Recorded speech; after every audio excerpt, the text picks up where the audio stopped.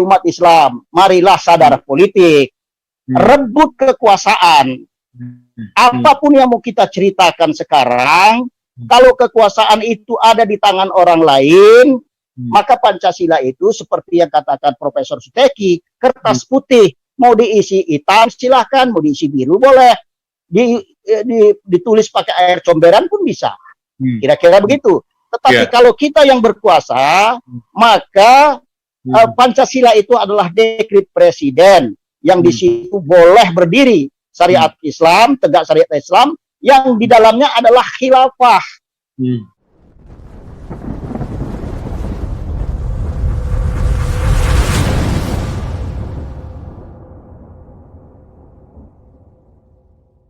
Ingat saya ada ayat Al-Quran, Al-Maidah ayat 54 ya. Barangkali ini menggambarkan bahwa sesungguhnya kejadian ini sepertinya sudah akan terjadi ya, gitu, yang kita sebenarnya sudah diberi resep untuk itu ya, bahwa kejadian-kejadian ini memang sudah akan, bukan diprediksi lagi, memang sudah dirancang memang begitu barangkali oleh Allah, dan kita sudah dikasih resepnya. Apa itu ayatnya? A'udzubillahi minasyaitonirrajim. Ya ayyuhalladzina amanu may yartadda minkum an dini fa sawfa ya'tillahu biqaumin yuhibbuhum wa yuhibbuna azillatin 'alal mu'minin a'izzatin 'alal kafirin yujahiduna fi sabilillah wa la yakhafuna laumata la'im. Nah, saya terjemahkan dulu kira-kira begini. Hai orang-orang yang beriman, barang siapa di antara kamu surut lagi, murtad, mundur lagi dari mengamalkan Islam kamu itu, ya, maka tunggulah Allah akan menggantikan kamu dengan satu kaum. Ya, bahasa kita mungkin satu generasi yang baru. Ya. Orang-orang murtad itu akan diganti dengan satu generasi yang baru. Yang generasi itu Allah mencintai mereka. Ada suatu generasi yang dicintai Allah, dan mereka pun mencintai Allah.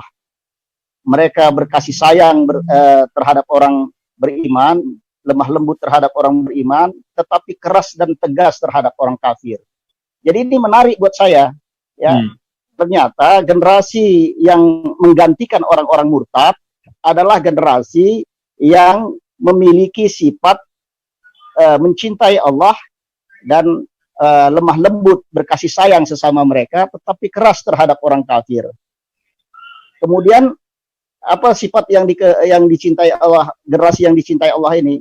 Yujahiduna fi sabilillah, mereka berjihad di jalan Allah. Kata-kata ini yang barangkali kita sendiri pun sudah agak-agak menjauh dari kata-kata ini, ya kan? Wala yakhafuna laumata laim, artinya dan mereka tidak pernah takut kepada celaan orang-orang yang suka mencela. Saya menggaris kata-kata ini, menggaris bawahi wala yakhafuna laumata laim, dan mereka tidak pernah takut terhadap celaan orang-orang yang mencela. Kenapa begitu pentingnya Allah meletakkan kata-kata celaan ini dalam ayat ini? Ya kan? Sebagai generasi yang dicintai Allah adalah orang yang tidak pernah takut terhadap celaan orang-orang yang suka mencela. Kenapa kata-kata ini perlu dimasukkan menurut bahasa kita ini ya? Allah perlu meletakkan kata-kata ini di dalam ayat ini. Itu artinya memang celaan-celaan, ya, apakah celaan itu khilafah dalam artian yang sudah disamakan dengan komunis, celaan terhadap radikalisme, fundamentalisme, dan sebagainya yang selama ini dinisbatkan kepada umat Islam, merupakan bagian dari perang itu sendiri. Jadi ini mungkin bagian perang ternyata. Nah, kalau kita disebut itu dengan radikal, fundamentalis, ekstremis, apapun namanya, termasuk khilafah, kemudian pengusung syariat dan segala macam, itu ternyata banyak di kita ini menjadi penakut. Takut menggunakan idiom-idiom ini pun takut kita. Kemarin kita diskusi, misalnya di satu tempat, ketika kita berbicara syariat, sudah ada orang mengatakan nggak usah bawa syariat, nanti orang akan tersinggung, orang akan kayak begitu sudah. Nah, jadi ternyata ini sangat ampuh memang. sekian lama kita dituduh, dicela, kita nggak sadar bahwa ini adalah bagian dari pertarungan. Sehingga kita sendiri pun tidak mau menampilkan wajah kita yang Islam. Ya, barangkali kita sudah termasuklah golongan yang tanda kutip mungkin dianggap Allah sebagai murtad yang akan diganti dengan nanti generasi yang akan datang yang tidak takut celaan lagi. Nah, satu contoh lagi yang ingin saya sampaikan, ya, bayangkan kita dari mulai reformasi, ketika mau membentuk partai, nggak ada yang berani menyatakan kita partai Islam begitu, ya secara khusus. Banyak tokoh-tokoh kita yang malah berpikir jangan bawa-bawa Islam. Kita juga di Masyumi Ribbon begitu juga, ada juga yang berpikir ketika kita mau menghadirkan Masyumi Ribbon, kembali hidup Masyumi karena memang situasinya sekarang situasi berhadapan dengan komunis. Itu banyak juga tokoh Islam kita mengatakan jangan dibawa-bawa Islam, jangan begini, jangan begitu. Jadi ini kelemahan yang luar biasa menurut saya. Nah, saya ingin mengingatkan kita semua bahwa sebenarnya di kita ini hidup ini kan bertarung, ya. Tidak dengan apa namanya mulus saja kita berjalan ini atau by accident, tidak, tetapi ini semua by design semua, karena ini memang pertarungan, ya. Kenapa saya katakan pertarungan? Di dalam ayat Al-Quran juga banyak itu, ada paling tidak 3 ayat itu menyebutkan bagaimana Rasulullah itu diturunkan adalah tujuannya liyuzhirahu 'alad dini kullih, supaya dimenangkan di atas semua sistem tatanan kehidupan yang ada. Itu dimenangkan, dizahirkan, dieksiskan di atas semua yang ada. Saya memahami pengertian dimenangkan itu karena ada pertarungan. Sebab tidak mungkin ada istilah menang dan kalah kalau tidak ada pertarungan. Jadi Rasul dihadirkan membawa misi bertarung memenangkan Islam, sistem Islam. Nah, ini yang barangkali kita lupa sehingga umat Islam ini tidak merasa dia bahwa mereka sedang bertarung. Padahal orang lain sedang merasa kita lawannya.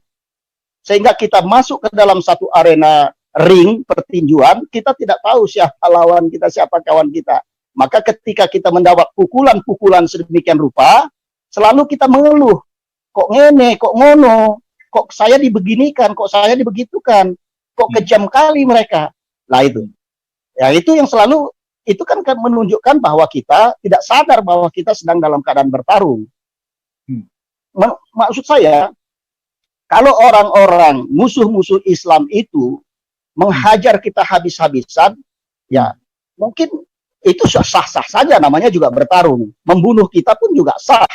Nah, yang sayang kan kita yang tidak sadar ini. Tidak sadar bahwa kita sedang bertarung, sehingga kita bisanya mengeluh. Kita berharap mereka sadar. Ya, berharap maunya beginilah, ini mereka ini dungu. Tidak dungu, mereka punya konsep. Mereka bukan dungu, bukan bodoh, bukan ini. Tidak, mereka punya konsep, memang ingin menghabiskan kita. Oleh karena itu kita hadapi juga dengan konsep. Itu maksud saya. Bayangkan di ujung kalimat yang saya katakan tadi, yuzhirahu 'alad dini kullih, itu ada di surah As-Saff ayat 9 dan At-Taubah 33 atau di Al-Fat ayat 28. Itu dikatakan walau karihal musyrikun. Jadi kamu harus menang, bertarung menang, ya. Sistem Islam harus tegak. Sekalipun orang-orang musyrik itu nggak suka, sekalipun orang musyrik itu membenci. Artinya apa? Bahasa orang Medan mengatakan setan mau ngomong apa dia? Kita ini harus tegak, Islam harus tegak. Wa kafa billahi syahida, cukuplah Allah menjadi saksi bahwa kita akan menjadi menang. Itulah pertarungan yang kita sebutkan tadi. Jadi akibat dari kita tidak sadar bahwa kita sedang bertarung, maka kita nggak pernah bersiap-siap. Nah, akibat lain adalah kita nggak tahu bahwa kita punya lawan. Karena itu sering-sering lawan kita jadikan kawan, kawan kita jadikan lawan. Inilah problem kita yang sekarang saya lihat ini ya. Jadi ketika datang suatu serangan kita kaget. Wah kok ngene ya kan gitu-gitu ya. Kok begini nih, kok begini. Ah, itu kira-kira. Berbicara tentang komunis ya. Ini kan juga pertarungan ya. Di dunia ini sederhananya pertarungan antara tumbuhnya kapitalis, munculnya sosialis. Kapitalis melahirkan liberalis, kemudian sosialis melahirkan komunis. Nah, dua-dua ini kan ini falsafahnya adalah materialisme, ya. Yang dihadapi, dua-dua ini berhadapan dengan satu tanda kutip ideologi kalau boleh dipakai. Tapi bukan ideologi sebenarnya, ini karena dari Allah. Itu menghadapi Islam yang bukan materialis. Nah, jadi dua-dua ini menghadapi Islam. Mereka akan sukses di satu negara kalau negara itu menganut faham sekuler. Nah, oleh karena itu di Indonesia itu nggak bisa jadi sekuler karena umat Islam sejak awal kan ini ditarik kepada sekuler. Kalau udah sekuler, itu yang akan subur adalah komunis atau liberalis kapitalis. Nah, jadi pertarungan membuat supaya Indonesia ini menjadi negara yang sekuler, antara komunis sekarang dengan kapitalis itu berjoin, kerjasama. Jadi lawannya itu kita dikeroyok nih. Kita dikeroyok. Oleh karena itu, kita lihat bagaimana pertarungan kita menyusun falsafah negara. Itu kan sama, pertarungannya kita tetap berpegang pada Islam, sampai di BPUPK misalnya antara Islam dengan sekuler, sayangnya data-data rekaman tentang Islamnya itu tidak terlalu banyak, ya. Yang muncul kan banyak yang sekuler. Nah, kemudian dibentuk panitia 9 itu karena porsi perbandingan orangnya 4:1, Islam 4, sekuler 4, Kristen 1, itu bisa jadi piagam Jakarta. Ya, kemudian itu bernilai pada nilai Islam. Nah, kemudian masuk ke 18 Agustus dicoret dengan 7 kata itu. Tetapi setelah kemudian kita masuk RIS dan kemudian masuk undang-undang sementara, kemudian membentuk undang-undang baru, kan kita kembali kepada hajat semula bahwa negara ini adalah berdasarkan nilai-nilai Islam.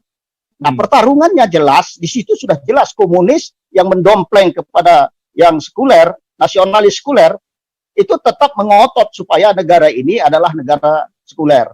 Nah, yang menarik adalah pertarungan itu misalnya bagaimana Aidit dan kawan-kawan di Dewan Konstitusi itu menafsirkan tentang ketuhanan. Ya. Ketuhanan itu diartikan adalah kebebasan beragama. Kebebasan beragama itu sama artinya dengan boleh beragama, silahkan juga tidak beragama. Itu tafsir mereka. Lalu kebebasan tidak beragama sama juga kebebasan untuk menyiarkan anti agama. Nah, itu yang paling dahsyat itu. Maka umat Islam pada saat di Dewan Konstitusi begitu keras menentang. Harus dikembalikan kepada piagam Jakarta karena itu nilai-nilai Islam. Nah, oleh karenanya syukur-syukur dengan kita tidak memperdebatkan dekret yang begitu rupa, walaupun sebenarnya pada ujung-ujung sebelum dekret dikeluarkan sudah ada satu naskah kesepakatan yang menyatakan bahwa Islam sebagai negara sebagai agama terbesar di Indonesia merupakan agama resmi. Sudah ada itu sebenarnya. Jadi Dewan Konstitusi itu sudah hampir final, ya, dengan keputusan seperti itu. Agama Islam merupakan agama terbesar di Indonesia, merupakan agama resmi. Tetapi barangkali inilah yang dilihat oleh musuh-musuh politik Islam, ya, sehingga keluar dekret. Tetapi dekret pun Soekarno tidak berani menafikan begitu aja piagam Jakarta karena dorongan begitu besar suara umat Islam. Bedanya cuma sedikit dengan yang ketika di voting itu sedikit. Maka di dekret itu tetap dicantumkan piagam Jakarta tertanggal 22 Juni 1945 menjiwai Undang-Undang Dasar 45 dan merupakan satu rangkaian kesatuan yang tak terpisahkan dengan Undang-Undang Dasar 45.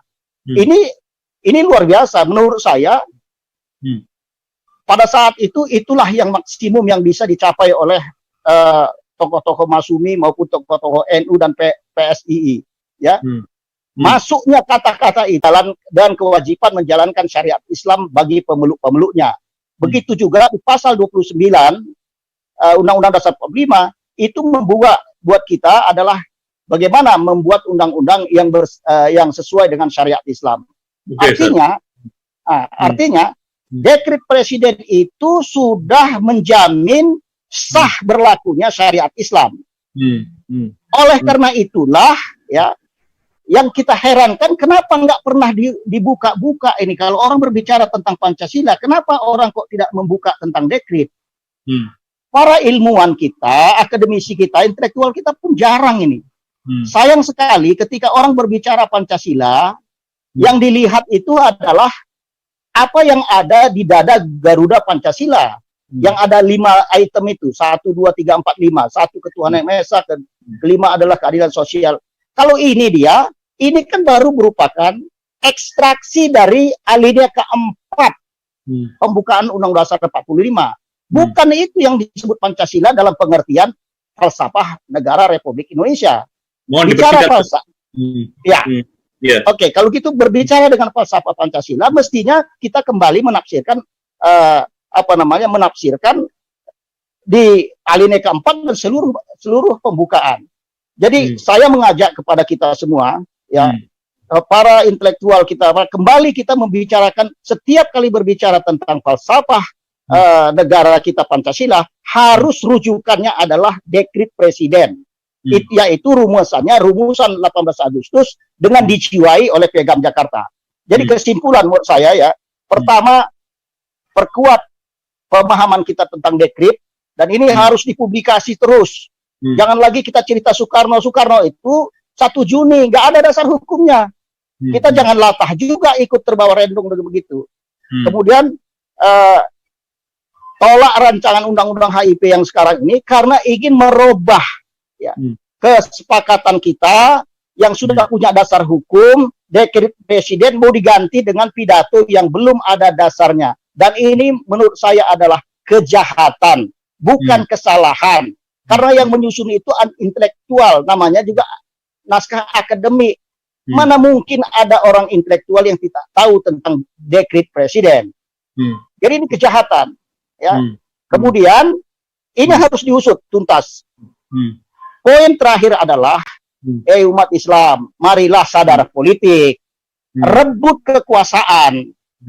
Apapun yang mau kita ceritakan sekarang, kalau kekuasaan itu ada di tangan orang lain, maka Pancasila itu seperti yang katakan Profesor Suteki, kertas putih, mau diisi hitam silahkan, mau diisi biru boleh, ditulis pakai air comberan pun bisa, kira-kira begitu.